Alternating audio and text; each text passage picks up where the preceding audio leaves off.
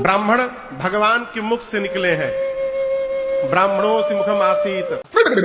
क्या बोले बाबा जी, थोड़ा एक बार फिर से बोलिए तो। ब्राह्मण भगवान के मुख से निकले हैं।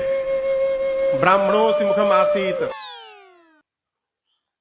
ब्राह्मण भगवान के मुख से निकले हैं। हाँ। क्या ब्राह्मण लोग मुंह में लिंग डाल के संभोग करते थे कि मुख से पैदा होते थे? हाँ?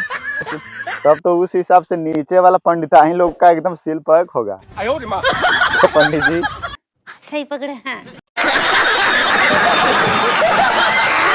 क्षत्रिय भगवान की भुजा, वैश्य भगवान के उदर से, और शूद्र कहां से निकले हैं पता है?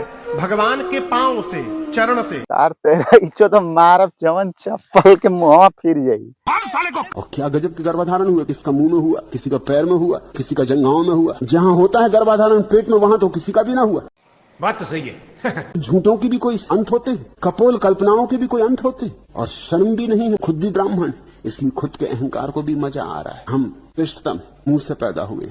चाहे ब्राह्मण में एक भी गुण नहीं है, एक भी, चाहे भले गू खाते हो, फिर भी ब्राह्मण पूजनीय हो। शूद्र चाहे कितना भी वेदों का ज्ञाता क्यों न हो, शास्त्रों का ज्ञाता क्यों न हो, शूद्र कभी पूजनीय नहीं हो। हमारे चप्पल के हर बार, चप्पल के हर बार।